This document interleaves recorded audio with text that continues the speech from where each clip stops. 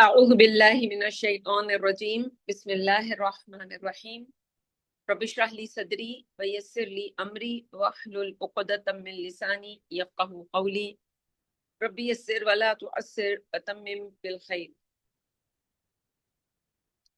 اللهم ربنا ألهمنا رشدنا وأعذنا من شرور أنفسنا اللهم أرنا الحق حقا وارزقنا اتباعه وَأَرِنَا الْبَاطِلَ بَاطِلًا وَارْزُقْنَا اجْتِنَابَهُ آمين يا رب العالمين سبحانك لا علم لنا إلا ما علمتنا وعلى الله توكلنا.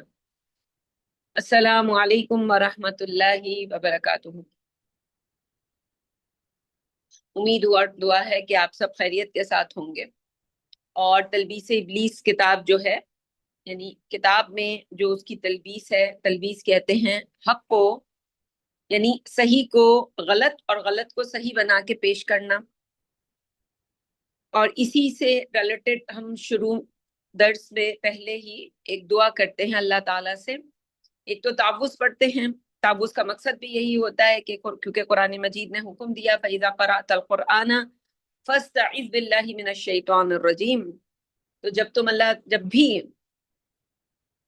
قرآن مجید پڑھنے لگو، اور قرآن مجید سے مراد یہ جو علوم پڑھ رہے ہیں یہ بھی قرآن ہی کے علوم ہیں، تو اللہ کی پناہ میں آ جایا کرو اور شیطان کے شر سے، اس کے جو منصوبے ہیں، یہ جو تلبیس ہے اس کے.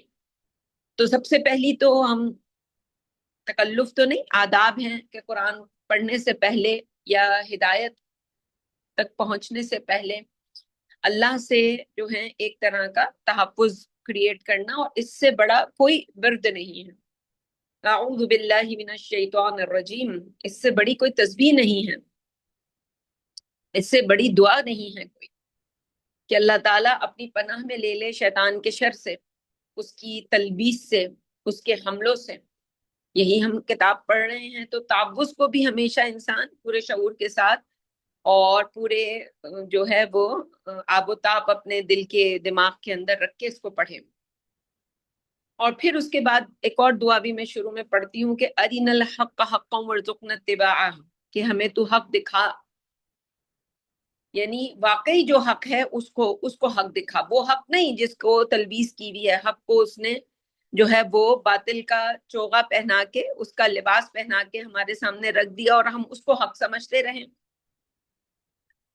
تو جو واقعی حق ہے، اور پھر ہمیں توفیق دے، اسے پہچاننا ہی کافی نہیں ہوتا کہ ہم نے اپریشیٹ کیا کہ ہاں بھائی ہاں یہ تو بڑی اچھی بات ہے، یہاں پہ حق ہے، اس کو حق کہتے ہیں. نہیں، بلکہ پھر ہم اس حق پہ اتباع بھی کریں. اور اسی طرح وَأَرِنَا الْبَاطِلَ بَاطِلًا وَارْزُقْنَا اجْتِنَابَهُ، ہمیں دکھا اے اللہ، شناخت کروا، پہچان کروا کسی باطل کی جو واقعی باطل ہے، اور پھر ہمیں کس بات کی توفیق دے کہ اس سے اجتناب کریں ہم. تو یہ دعائیں جو ہیں بہت اہم دعائیں ہیں. ان کو پڑھتے وقت ہمارا جو طریقہ کار ہے وہ ایسے ہی ہونا چاہیے کہ ہم جو ہیں وہ اس کو بہت زیادہ اس سے پڑھیں. اچھا، اب کیونکہ ہم کتاب کے اندر ہم جو مختلف گروہ جو ہیں، باب نمبر 5 ہے یہ، جس میں مختلف مذہبی یعنی نبیوں کا جو انکار کرنے والے جو ہیں، یا ایسے گروہ ان کا ذکر جنہوں نے نبوت کے ساتھ کوئی ڈنڈی ماری، یا اور اس طرح کے جو اپنے تئیں انہوں نے جو بھی ان کو سمجھ آیا وہ انہوں نے فلسفے بگاڑ لیے. اپنی زندگی کو آسان بنانے کے لیے انسان یہ سب کرتا ہے، اور پھر ایک نسل، 2 نسل، 3 نسل، ہر نسل اس کے اوپر چلتی رہتی ہے کیونکہ ان کے لیے وہ آسانی ہوتی ہے. جو شریعت انبیاء لے کر آتے ہیں ان کی، جیسے نوح علیہ السلام نے کہا نا کہ ابتدا میں تو یہ دروازہ بہت چھوٹا ہے، اور اس میں داخل ہونے والے، ظاہر چھوٹا دروازہ ہے تو اس میں داخل ہونے والے جو ہیں وہ بھی بہت کم آپ کو ملیں گے. اور دوسری طرف جو شیطان جن چیزوں کو ہمارے لیے آسان بنا کے لاتا ہے، اس میں دروازہ بھی بہت بڑا ہے اور داخل ہونے والے بھی بہت زیادہ لوگ ہوتے ہیں. تو ہم ایک تو متاثر ہوتے ہیں لوگوں کی تعداد سے. ہمارے ہاں زیادہ تر لوگ یہ کہتے ہیں کہ دیکھو وہاں پہ سب ہیں تو وہی حق ہوگا، اور دروازہ کشادہ ہے تو سب جلدی جلدی داخل ہوتے ہیں. تو لیکن یہ دروازے آگے جا کے اپنی حیت اور اپنی فضائل کے حساب سے بدل جاتے ہیں.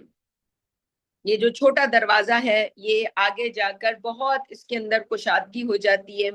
تو جو شریعت رسول لے کر آتے ہیں اس شریعت میں عام طور پر ہوتا یہی ہے کہ جو اس کے اندر شروع میں وہ رستہ مشکل ہوتا ہے، یعنی حق کا رستہ ابتدا میں مشکل ہوتا ہے، بہت تنگی ہوتی ہے.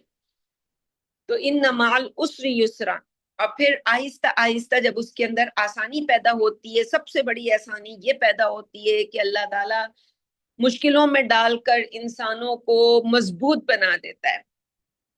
پھر اس کے بعد اگلی آسانی یوں ہوتی ہے کہ جب انسان کو مشکل دیکھنے کی عادت ہو جاتی ہے تو اب اس کو کوئی بھی مشکل ہو وہ مشکل نہیں لگتی، ہر مشکل اس کے لیے آسان ہو جاتی ہے.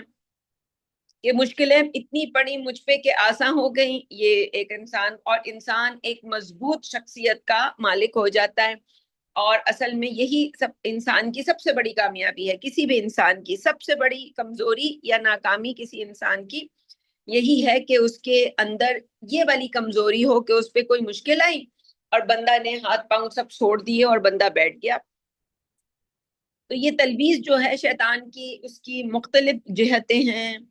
بس اس سے اتنا ہمیں پتہ چلتا ہے کہ وہ ہر وقت اس محنت پہ لگا ہوا ہے اور ہر طرح کی جو چال ہے یا ہر طرح کی کوشش وہ کرتا ہے کہ انسان جو ہیں وہ حق کو باطل سمجھیں اور باطل کو حق سمجھیں. اسی کی ایک جو ہے شکل ہے کہ ہر دوسرا انسان جی باہر ویسٹرن کنٹریز میں آنا چاہتا ہے، حالانکہ جو لوگ وہاں رہ رہے ہیں ایک تو ان کا قصور ہے کہ وہ وہاں سے واپس نہیں لوٹ رہے، وہ وہاں پہ بیٹھے ہیں تو بیٹھے ہیں، ظاہر ہے گھر آباد ہو گئے، لائف وہاں سیٹلڈ ہو گئی، اب قربانی تو دینی پڑے گی اللہ کے لیے، تو اس سے دوسروں کو ترغیب ملتی ہے.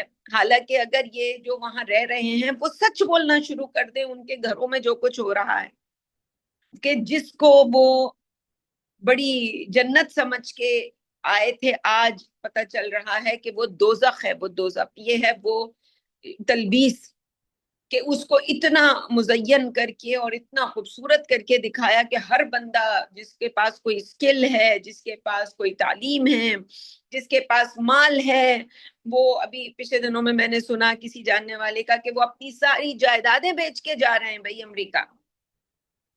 امریکہ یا کینیڈا، جہاں پہ بھی ان کو جگہ مل جائے. تو یہ بندے کا حال ہے.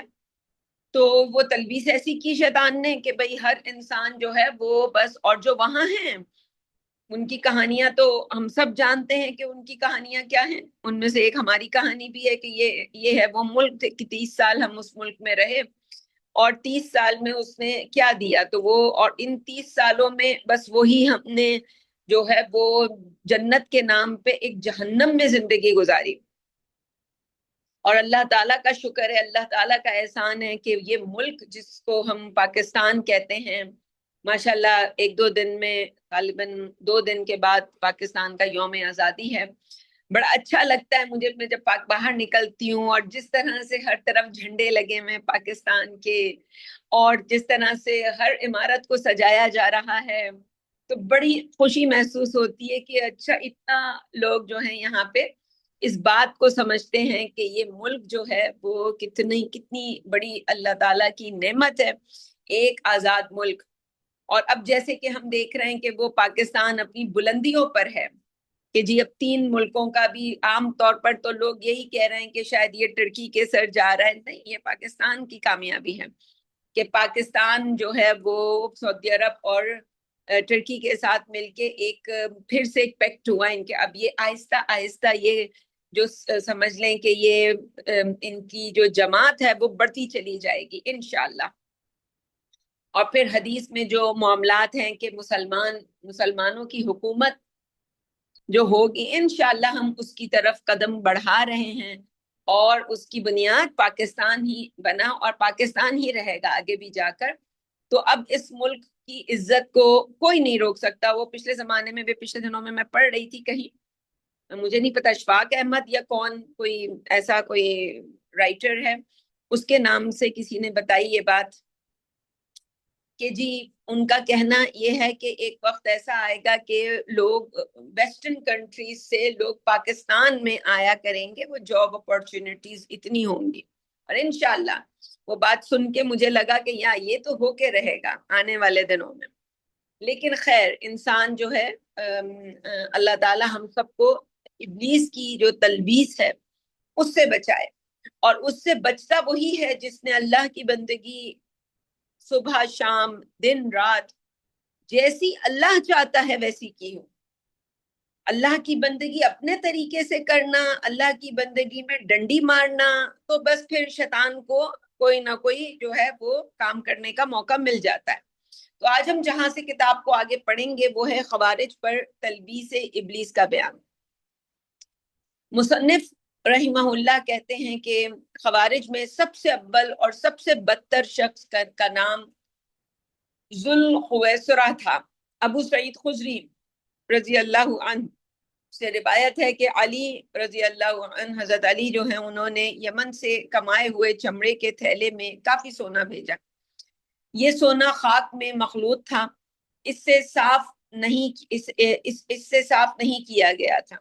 اس کو حضرت صلی اللہ علیہ وسلم نے زید الخیل، اقرا بن حابس، اینیا بن حسن اور القمہ بن علاسہ یا عامر بن الطفیل 4 آدمیوں میں تقسیم کیا۔ امارہ رابی کو شک ہے کہ القمہ بن علاسہ کا نام لیا تھا یا عامر بن طفیل کا۔ اس وجہ سے بعض صحابہ اور انصار وغیرہ کو کچھ آزردگی ہوئی کہ تو حضرت صلی اللہ علیہ وسلم نے فرمایا، کیا تم لوگ مجھے امین نہیں سمجھتے، حالانکہ میں آسمان والے کا امین ہوں، مجھے ہر صبح و شام آسمان سے خبر پہنچتی ہے۔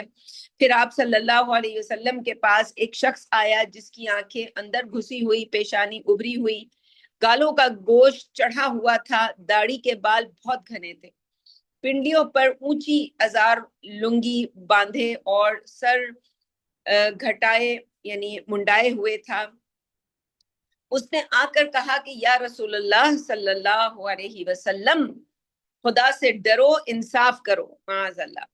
حضرت صلی اللہ علیہ وسلم نے اس کی طرف سر اٹھا کر فرمایا کہ کیا میں خدا تعالیٰ سے تقویٰ کرنے میں سب سے بڑھ کر لائق نہیں ہوں؟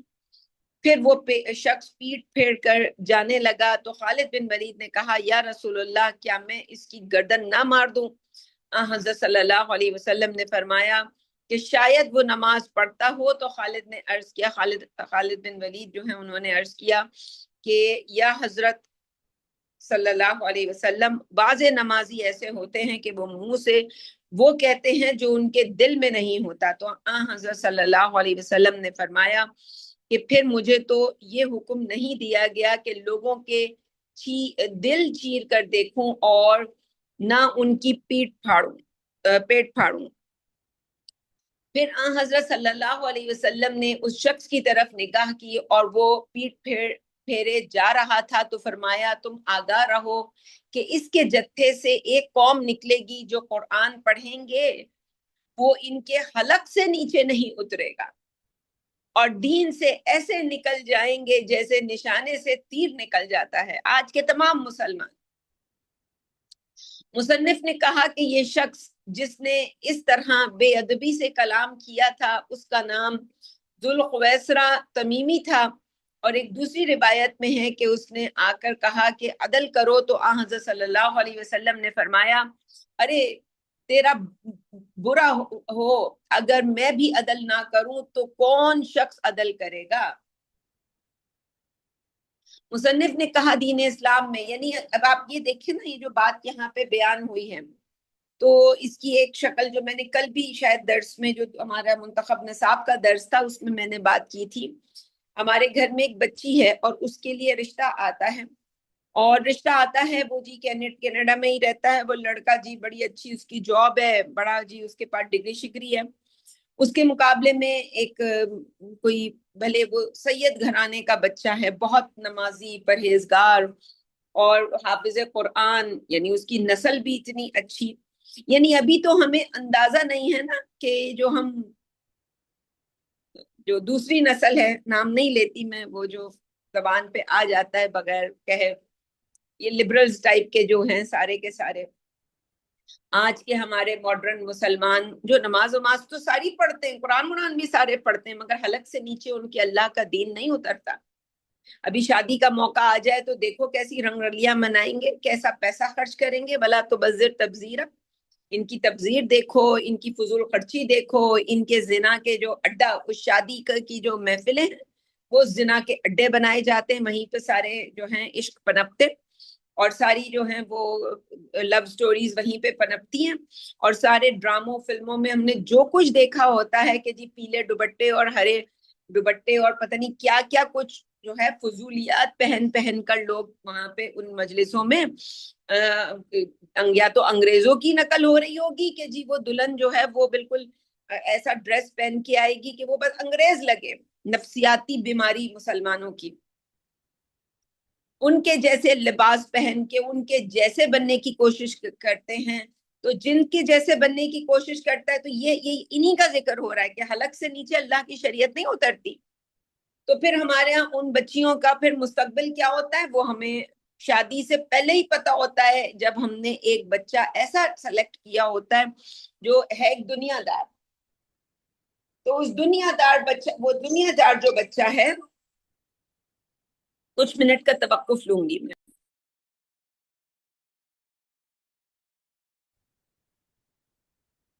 بسم اللہ اول آخرہ، معذرت چاہتی ہوں میں، بہت امپورٹنٹ میری کچھ کال تھی، اس وجہ سے مجھے یہ درس کو بیچ میں روکنا پڑا۔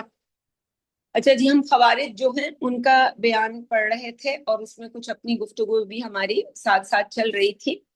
تو مصنف نے کہا کہ یہ شخص جس نے اس طرح بے ادبی سے کلام کیا تھا اس کا نام ذوالخویسرہ تمیمی تھا۔ ایک دوسری روایت میں اس نے آ کر کہا کہ عدل کرو، تو نبی اکرم صلی اللہ علیہ وسلم نے فرمایا ارے تیرا برا ہو، اگر میں بھی عدل نہ کروں تو کون شخص عدل کرے گا۔ مصنف نے کہا کہ دین اسلام میں یہ سب سے پہلا خارجی تھا، اس کم بخت پر آفت یہ پڑی کہ وہ اپنے نفس کی رائے پر نازل ہوا، اور وہ ذرا صبر کرتا تو جان لیتا کہ رسول اللہ صلی اللہ علیہ وسلم کی رائے سے بہتر کسی کی رائے نہیں ہو سکتی۔ اسی خارجی شخص کے تابعین وہ لوگ تھے جنہوں نے حضرت امیر المومنین علی رضی اللہ عنہ سے جنگ کی تھی۔ اس کا قصہ یہ ہے کہ جب حضرت علی اور معاویہ کے درمیان لڑائی بہت مدت تک قائم رہی تو معاویہ رضی اللہ عنہ کے اصحاب سے مصاحف بلند کیے اور اصحاب علی کو دعوت کی کہ جو کچھ مصاحف مجید میں ہیں اس پر ہم اور تم راضی ہو جائیں، اور کہا کہ ایک شخص تم اپنے لوگوں سے بھیجو اور ایک شخص ہم اپنی طرف سے بھیجیں اور ان سے عہد کر لیں کہ اللہ تعالیٰ کی کتاب پر عمل کریں۔ سب لوگوں نے کہا کہ ہم اس پر راضی ہیں، چنانچہ اہل شام نے عمر بن العاص رضی اللہ عنہ کو بھیجا، اور ادھر اہل عراق نے حضرت علی رضی اللہ عنہ سے کہا کہ آپ ابو موسیٰ الاشعری ان کو بھیجیں۔ حضرت علی رضی اللہ عنہ نے فرمایا کہ میری رائے نہیں ہے کہ ابو موسیٰ الاشعری کو بھیجوں جو سادہ دل ہیں، یہ ابن عباس موجود ہے، ان کو کیوں نہ بھیجوں۔ لوگوں نے کہا کہ ان کو ہم نہیں جانتے کیونکہ وہ تو آپ کی ذات کی مانند آپ کی قرابتی ہیں۔ آخر آپ نے ابو موسیٰ الاشعری رضی اللہ عنہ کو بھیجا، اور حکم فیصلے میں رمضان تک تاخیر ہوئی۔ پھر عروہ بن عزینہ نے کہا کہ تم لوگ اللہ تعالیٰ کے حکم میں لوگوں کو حاکم بناتے ہو، اللہ تعالیٰ تو فرماتا ہے ان الحکم الا للہ، حکم نہیں سوائے اللہ تعالیٰ کے، اور یہ شخص وہاں اپنے تابعین کی جماعت سے خارج ہو گیا۔ جب حضرت علی رضی اللہ عنہ مقام صفین سے واپس ہو کر کوفے میں داخل ہوئے تو خوارج آپ کے ساتھ کوفے میں داخل نہ ہوئے، بلکہ انہوں نے موضع ہرورہ کوفہ کے قریب مقام میں اپنا جتھا جمایا، حتیٰ کہ وہاں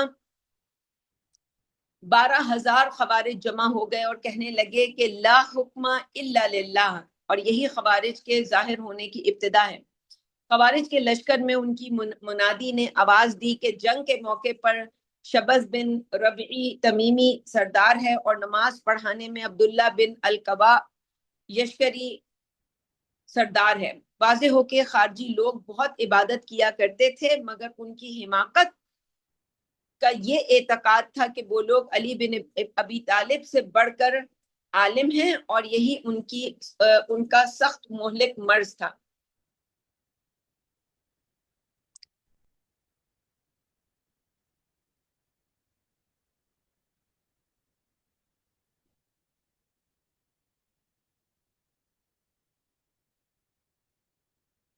ابن عباس سے روایت ہے کہ جب خوارج الگ ہوئے تو ایک احاطے میں جمع ہوئے اور وہ یہاں 6000 تھے۔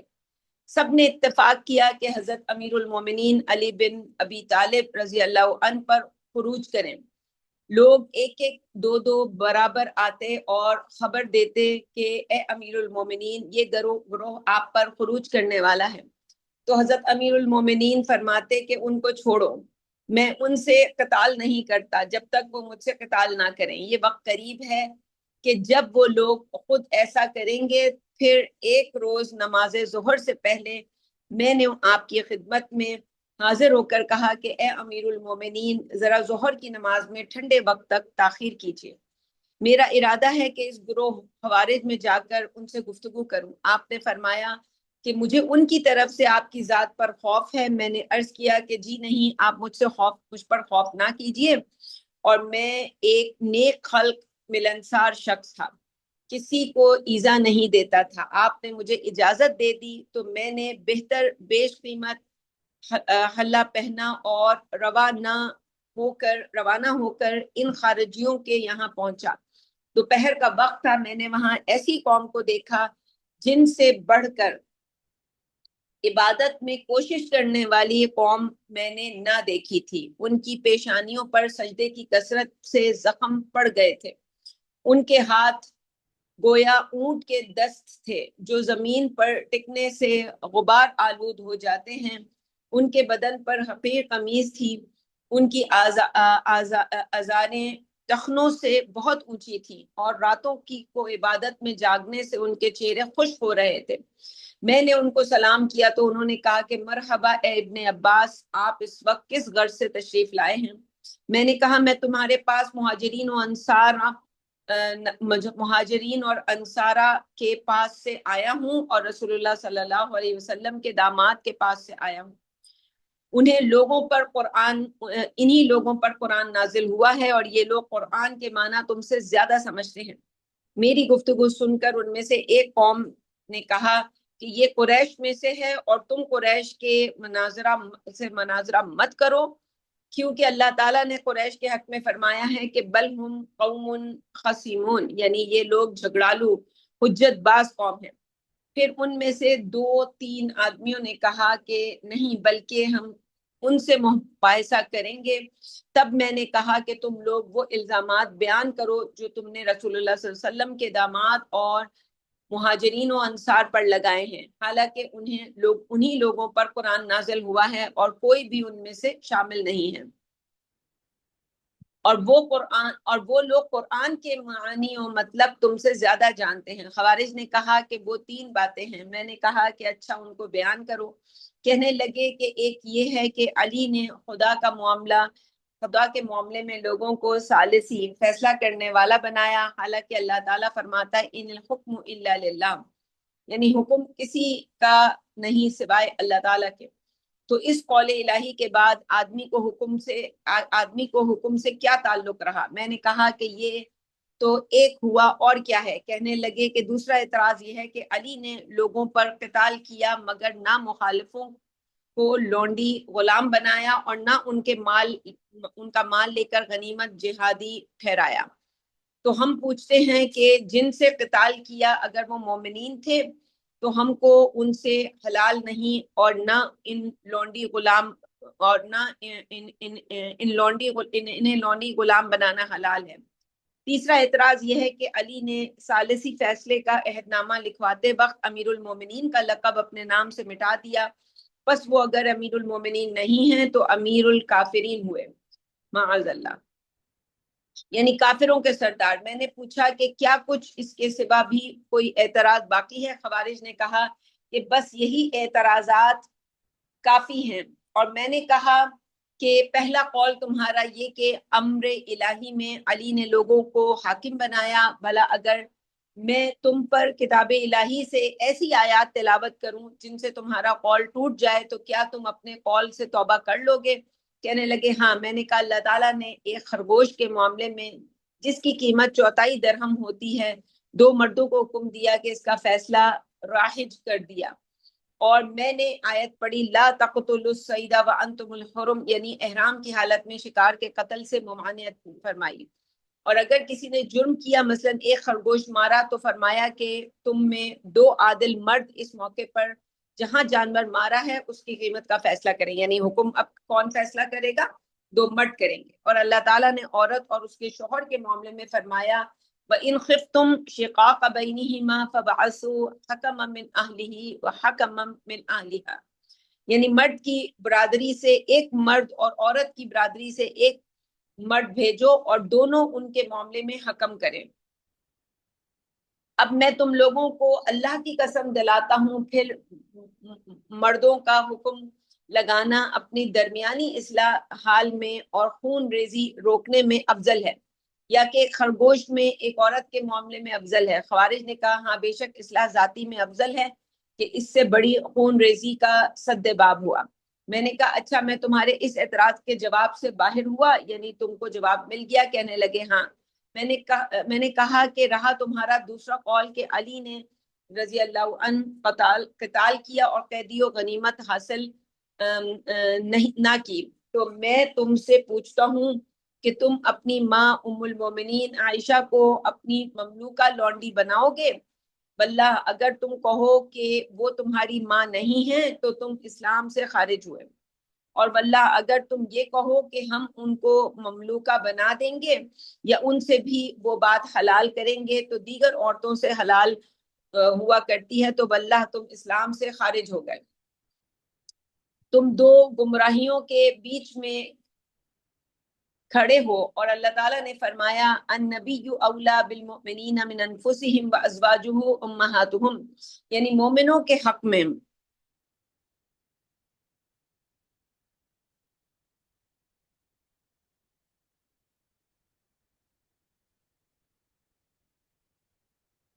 پیغمبر ان کی جان سے زیادہ پیارا اور حقدار ہے، اور اس کی ازواج مطہرات ان کی مائیں ہیں۔ پھر اگر تم کہو کہ ہماری ماں نہیں ہے تو تم اسلام سے خارج ہو۔ اب بتلاؤ کہ میں تمہارے اس اعتراض کے جواب میں بھی باہر ہوا کہ نہیں؟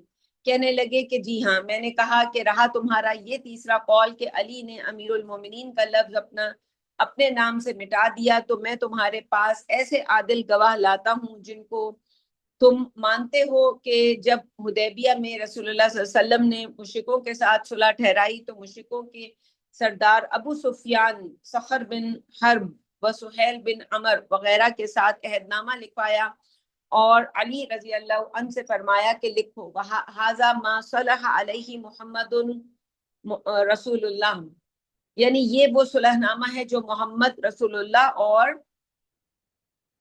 جو مزید جو بھی تحریر تھی ان کے درمیان ہے۔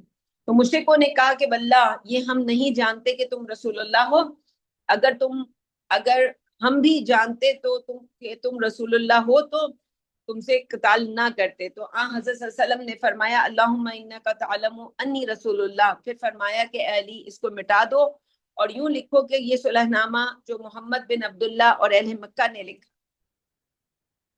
اب تم دیکھو کہ واللہ رسول اللہ صلی اللہ علیہ وسلم علی سے بہتر ہیں، رسول اللہ کا لفظ اپنے نام سے محو کرا دیا، حالانکہ اس سے وہ رسول اللہ ہونے سے خارج نہیں ہو گئے۔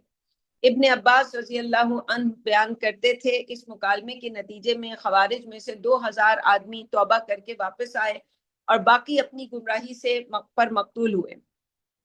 جنزب الازدی رضی اللہ عنہ نے کہا کہ جب ہم نے حضرت علی رضی اللہ عنہ کے ساتھ خوارج پر چڑھائی کی اور ان کے لشکرگاہ کے قریب پہنچے تو ان کی تلاوت قرآن کی آوازیں اس کثرت سے آتی تھیں جیسے شہد کی مکھیوں سے بھنبھناہٹ ہوتی ہے۔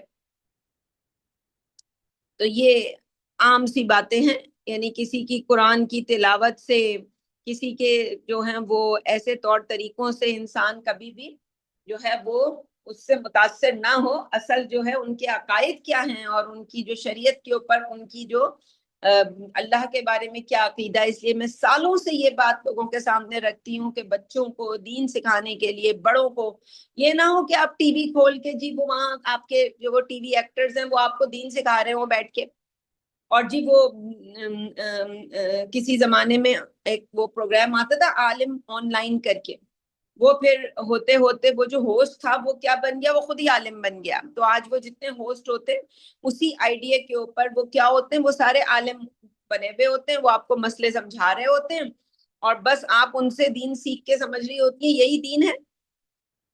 تو دین جو ہے وہ اللہ والوں سے ہی سیکھنے کی چیز ہے، جو اس کے لیے کوششیں کرتے ہیں، اس کے لیے قربانیاں دیتے ہیں، اپنی زندگیوں کو اللہ کے دین پر قربان کرتے ہیں، جو پریکٹیکل کر کے دکھاتے ہیں کہ دیکھو اللہ کے دین پر قربان پر چلنے کے نتیجے میں ہم پر یہ، ہم ایوب بنے اور ہم یوسف بنے اور ہم موسیٰ اور عیسیٰ بنے اور ہم پھر بھی خوش ہیں.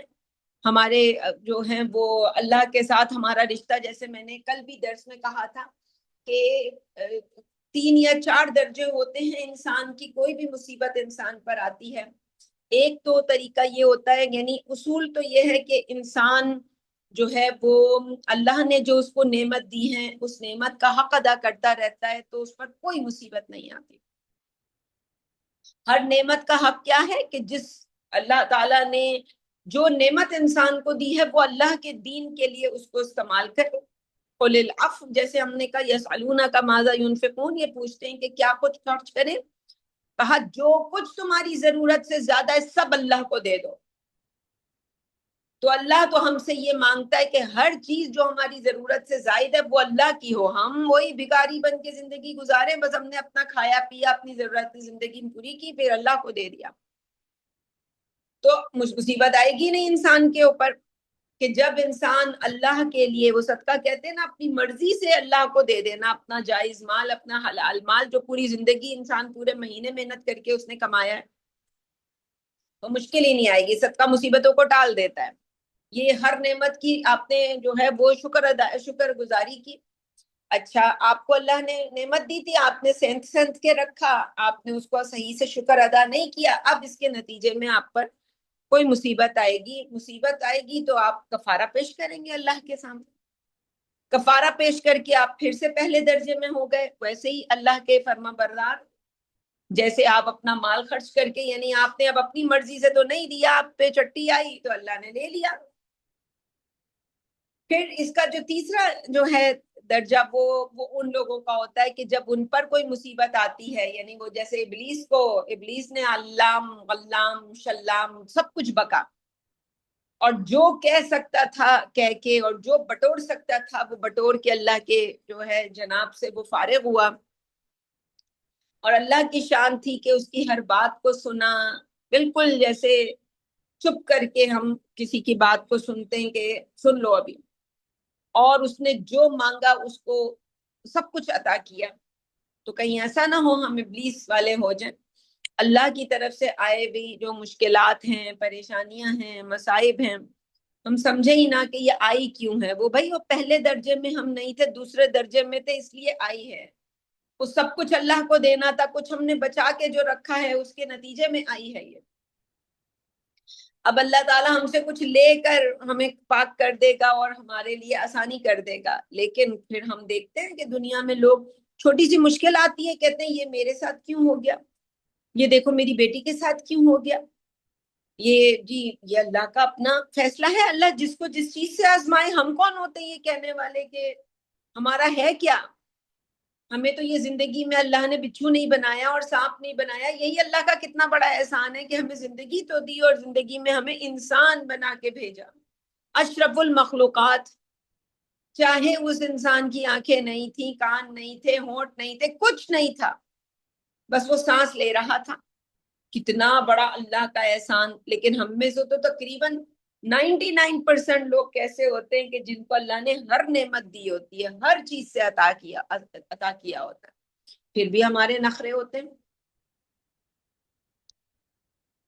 تو مصنف رحمہ کہتے ہیں کہ دوسری روایت میں ہے کہ جب حضرت علی نے ثالثی فیصلہ ٹھہرایا تو خوارج میں سے زرع بن البرج الطائی اور ہرقوز بن زہیر السعدی دونوں حضرت علی کے پاس آئے اور کہا لا حکم الا للہ. حضرت علی نے فرمایا کہ ہاں لا حکم الا للہ.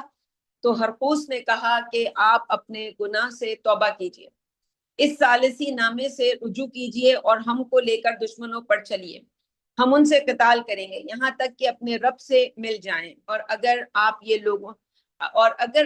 یہ لوگوں کا فیصلہ نہ چھوڑیں گے تو کتاب الہی میں حکم لگائیں تو ہم خالص رضائے الہی کے واسطے آپ سے قتال کریں گے. پھر خوارج عبداللہ بن وہب الراسبی کے گھر میں جمع ہوئے. اس نے اللہ تعالیٰ کی حمد و ثنا کی، پھر کہا کہ جو قوم اللہ تعالیٰ پر ایمان رکھتی ہو اور حکم قرآن پر عامل ہو یعنی عمل کرنے والی ہو، اس کو نہیں چاہیے کہ اس دنیا کے واسطے امر بالمعروف اور نہی عن المنکر اور حق بات کہنا چھوڑ دے.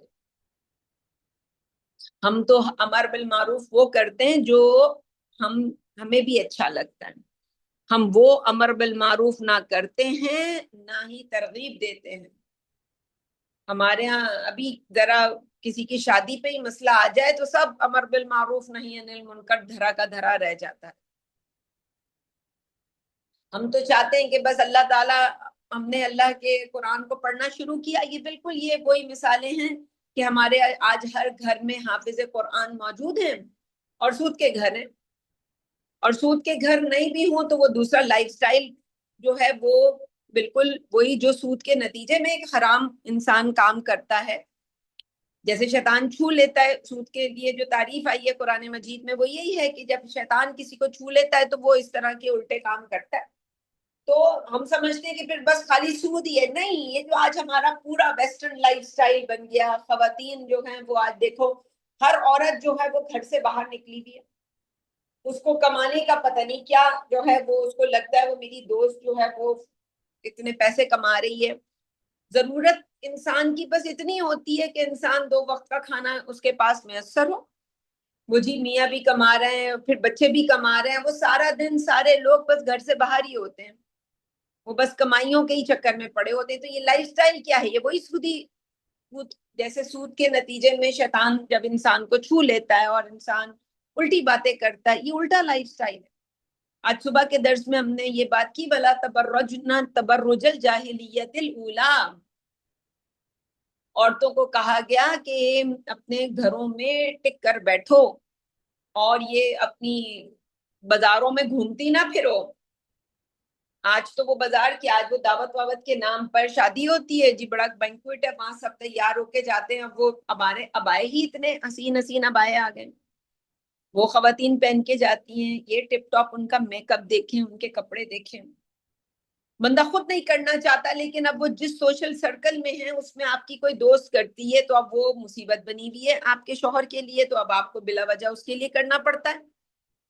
تو آج کا ہمارا یہ پورا کا پورا لائف سٹائل ہی یہ جیسے سود کے نتیجے میں انسان الٹے کام کرتا ہے.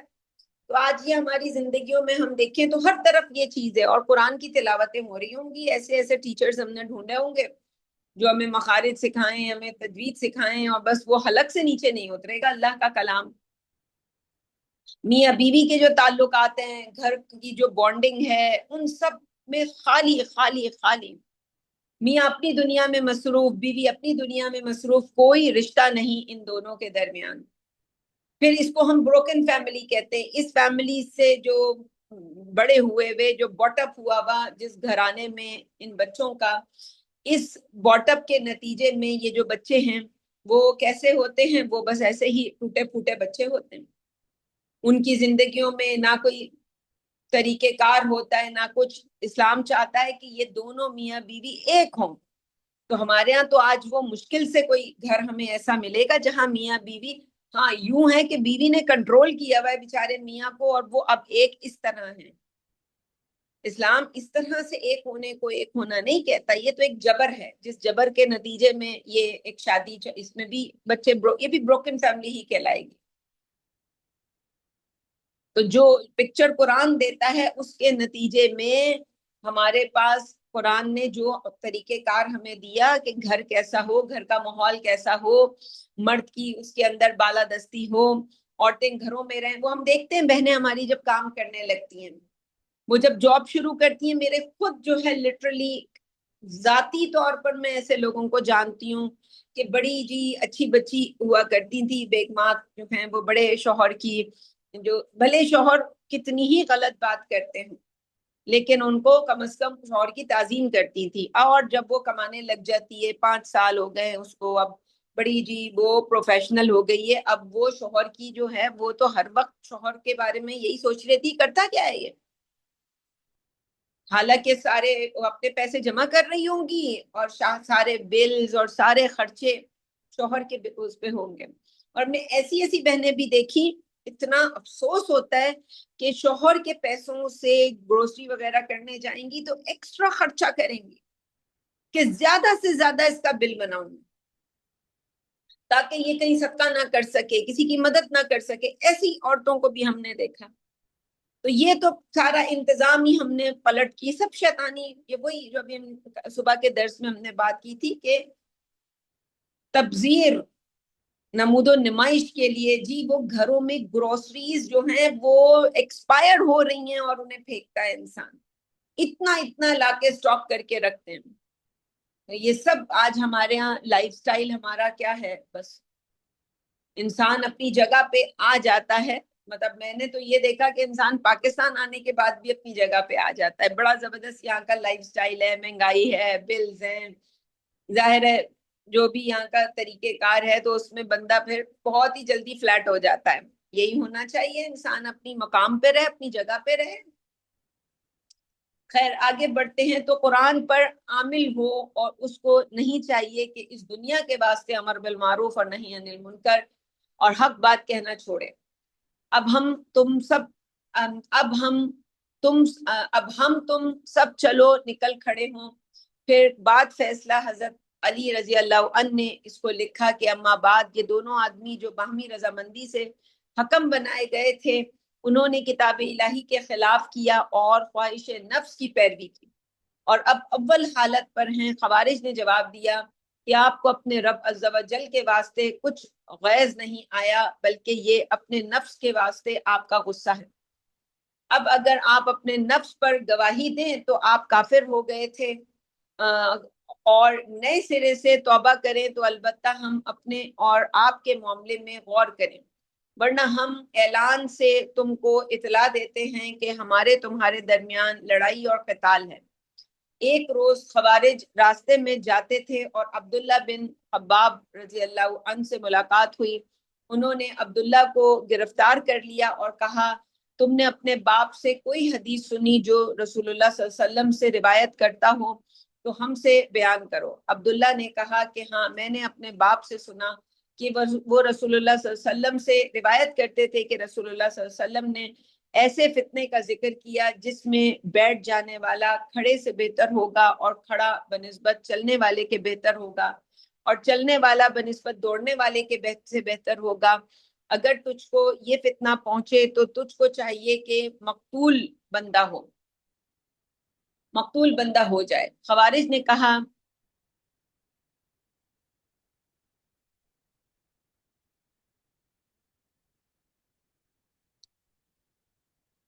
کیا تو نے یہ حدیث اپنے باپ سے سنی جو رسول اللہ صلی اللہ علیہ وسلم سے روایت کرتا تھا؟ عبداللہ نے کہا ہاں۔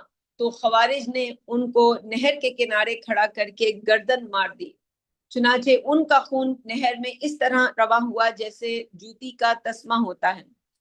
ان کی بیوی حاملہ تھی، ان کا پیٹ پھاڑ دیا اور آگے بڑھ کر ایک ذمی کے باغ میں اترے۔ اس کے درخت سے پھل گرا، اس کو ایک نے اپنے منہ میں ڈال لیا تو دوسرے نے کہا بے حلت اور بغیر داموں کے اس کو کھاتا ہے۔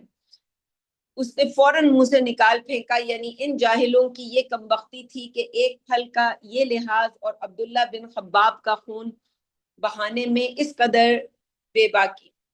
پھر ان کو، یعنی وہی جیسے ہم بھی آج یہی کرتے ہیں، چھوٹے چھوٹے مچھر کو چھانتے ہیں اور اونٹ نکل لیتے ہیں۔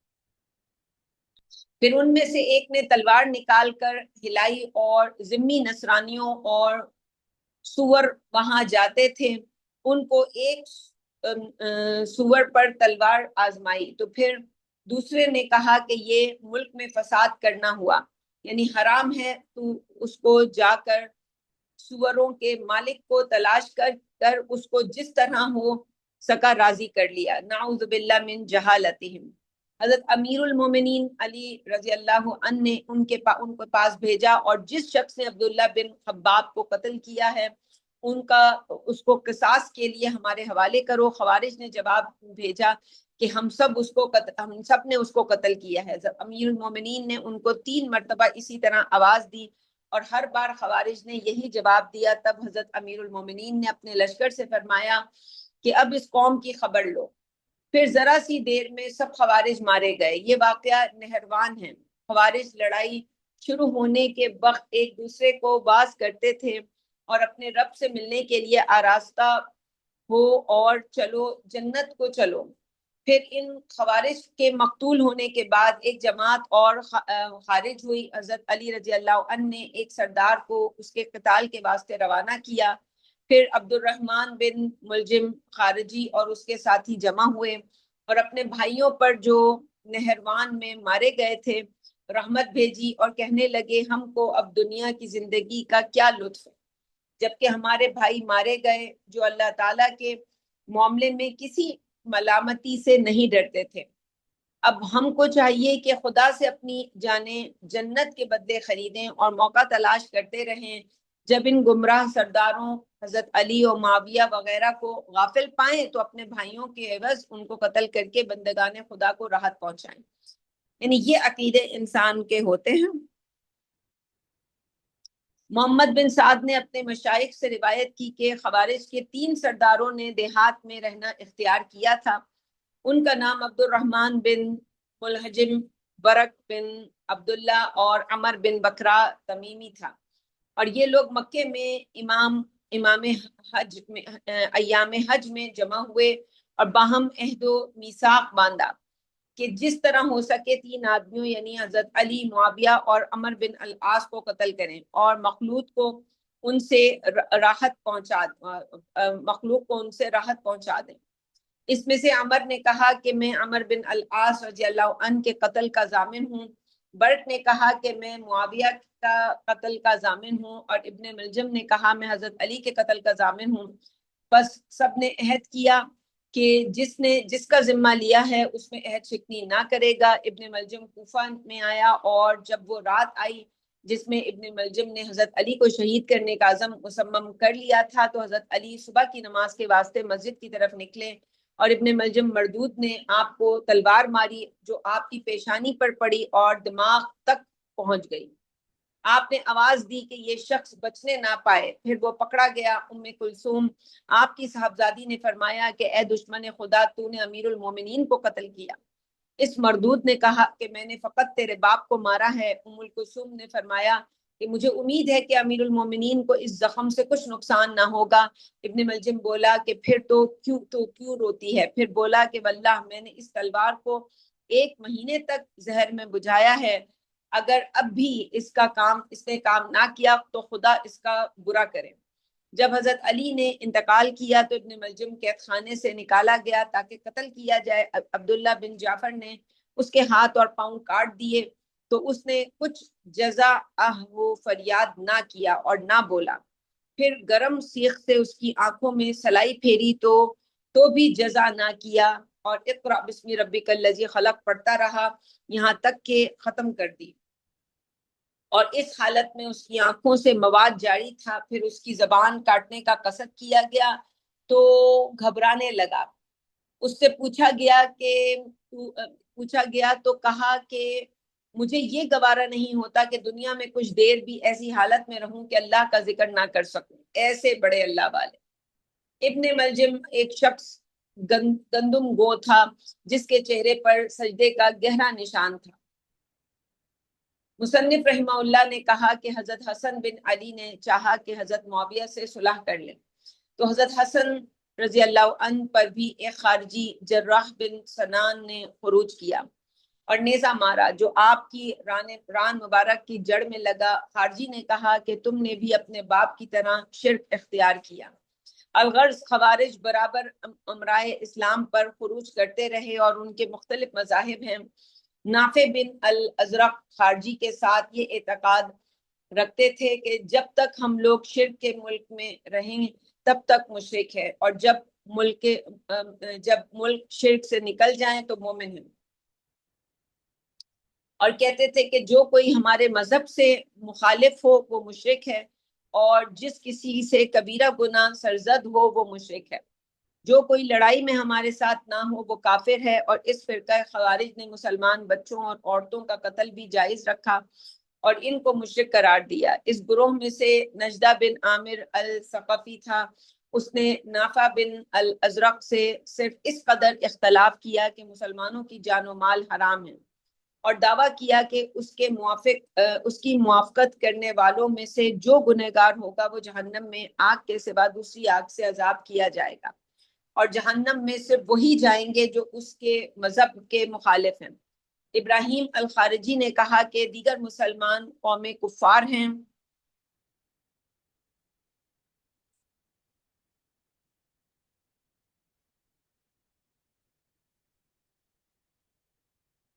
اور ہم کو ان کے ساتھ نکاح بیاہ کرنا اور میراث کا حصہ بانٹ کرنا جائز ہے، جیسے ابتدائی اسلام میں جائز تھا۔ بعض خوارج کا قول تھا کہ اگر کسی نے یتیم کے مال سے 2 پیسے کھا لیے تو اس پر جہنم کی آگ واجب ہو گئی، اس لیے کہ اللہ تعالیٰ نے اس پر یتیم کا مال کھانے پر آتش جہنم کی وعید فرمائی ہے، اور اگر یتیم کو قتل کرے یا اس کے ہاتھ کاٹیں یا پیٹ پھاڑے تو اس پر جہنم واجب نہیں ہے۔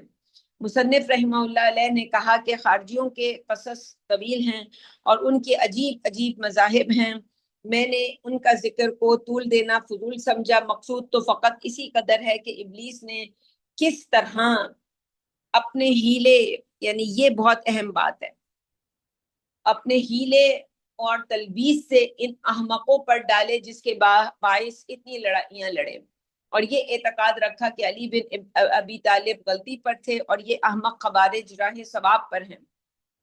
انہوں نے بچوں کا خون بہانا تو حلال سمجھا، اور ایک پھل بغیر داموں کے کھانا حلال نہیں جانا، اور راتوں کی عبادت اور بیداری میں تعب و تکلیف اٹھائی۔ ابن ملجم مردود کو اس کی زبان کاٹے جانے کے وقت اس لیے گھبراہٹ ہوئی کہ ذکر کرنا جاتا رہے گا، اور اس نے حضرت علی کا قتل کرنا حلال سمجھا تھا۔ پھر انہوں نے مسلمانوں پر تلوار کھینچی۔ اگر ان خوارج نے اپنے علم و اعتقاد پر غرور کیا کہ وہ حضرت علی سے بڑے ہیں تو عجب ہے، ان سے بڑھ کر ان کا پیشوا ذوالخویسرہ تھا جس نے رسول اللہ صلی اللہ علیہ وسلم سے عرض کیا تھا کہ تم نے عدل نہیں کیا، انصاف کرو۔ ابلیس کو کہاں یہ بے ادبیاں سوجی تھیں، اللہ تعالیٰ بدبختی سے ہم کو پناہ دے۔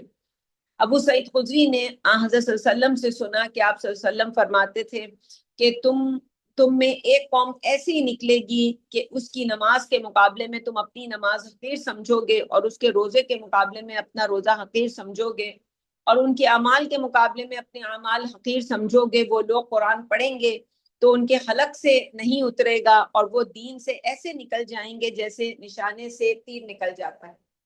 چنانچہ صحیحین میں یہ حدیث موجود ہے۔ عبداللہ بن ابی اوفا رضی اللہ عنہ سے رسول اللہ صلی اللہ علیہ وسلم سے روایت کی کہ خوارج جہنمیوں کے کتے ہیں۔ اب جو فصل ہے سمجھ لیں، اب جو بھی ہم نے ابھی تک پڑھی ہے ان کی بات چیت خوارج کی، اس کا ایک لب لباب۔ مصنف نے کہا کہ خوارج کی رائے یعنی ان کا عقیدہ جو ہے وہ یہ بھی ہے کہ امام ہونا ایک شخص میں مخصوص نہیں ہو سکتا،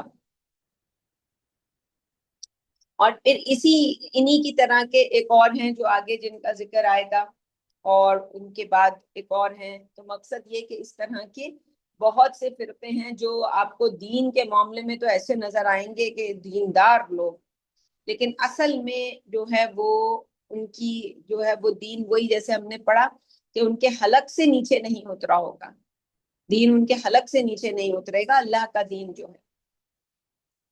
مگر جب ان مگر جب کہ ان میں علم و ذوق جمع ہو تب وہ البتہ امام ہوگا، اگرچہ وہ عجم کے کسانوں میں سے ہو۔ انہی خوارج کی رائے سے معتزلہ نے یہ قول نکالا کہ خوبی اور برائی کا حکم لگانا عقل کے اختیار میں ہے، اور عدل وہ ہے جس کو عقل مقتدا ہو۔ تو یہ فرقہ نکلا۔ اس وقت صحابہ رضی اللہ عنہم موجود تھے۔ معبد الجہنی، غیلان و مشقی جعد بن درہم نے قدریہ کا قول کہا، یعنی بندہ سب امور کو کا خود مختار ہے، جیسا کرے ویسا ہو جائے۔ معبد الجہنی کی بناوٹ پر واصل بن عطا نے تانا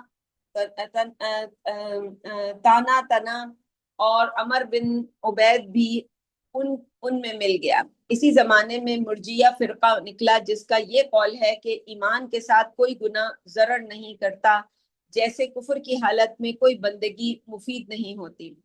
پھر مامون عباسی کے زمانے میں معتزلہ میں ابو الحزیل علاف و نظام والمعمر اور جاحظ وغیرہ نے فلاسفہ کی کتابیں مطالعہ کر کے اس میں سے مانند لفظ جو جوہر و عرض و زمان و مکان و کون وغیرہ نکال کر ان کو شرعی مسائل میں بلایا۔ پہلا مسئلہ جو ظاہر کیا گیا وہ قرآن مخلوط ہونے کا مسئلہ ہے، اور اسی وقت سے اس فن کا نام علم کلام رکھا گیا۔ ان مسائل کے ساتھ ساتھ مسائل صفات بھی نکالے گئے، جیسے علم و قدرت و حیات و سننا اور دیکھنا۔ چنانچہ ایک گروہ نے کہا کہ یہ سب ذات کے اوپر زائد معنی ہیں۔ معتزلہ نے اس سے انکار کیا اور کہا کہ وہ اپنی ذات سے عالم ہے اور اپنی ذات سے قادر ہے۔ ابو الحسن الاشعری پہلے جبائی معتزلی کے مذہب پر تھے، پھر اس سے جدا ہو کر ان لوگوں میں آ گئے جو صفات ثابت کرتے ہیں۔ پھر بعض صفات ثابت کرنے والوں نے شے ہونے کا اعتقاد نکالنا شروع کیا، اور انتقال و نزول کے مسئلے میں مرکز فرض کر کے اس سے زائد ہونے کا اعتقاد نکالا۔ یعنی اتنی باریک باتوں کو پکڑ کے ان پہ جب ہم بحثیں کریں گے، ہماری اصل توجہ جو ہے اللہ کی بندگی سے ہٹ کر جب ان چیزوں پہ چلی جائے گی تو پھر یہ سارے مسائل پیدا ہوں گے۔ باب اگلا بھی کیونکہ طویل ہے تو میں آج کے درس کو اتنا ہی رکھتی ہوں۔ ظاہر ہے جو لوگ سن رہے ہوتے ہیں ان کے لیے ایک وقت میں اتنی ساری گفتگو کو سننا بھی مشکل ہے، تو اگلے درس میں انشاءاللہ روافض جو ہیں ان پر جو ابلیس کی تلبیس ہے اس کے بیان کو ہم انشاءاللہ اس پر گفتگو کریں گے۔ تو سبحانک اللہم و بحمدک نشہد ان لا الہ الا انت نستغفرک و نتوب الیک۔ السلام علیکم ورحمۃ اللہ وبرکاتہ۔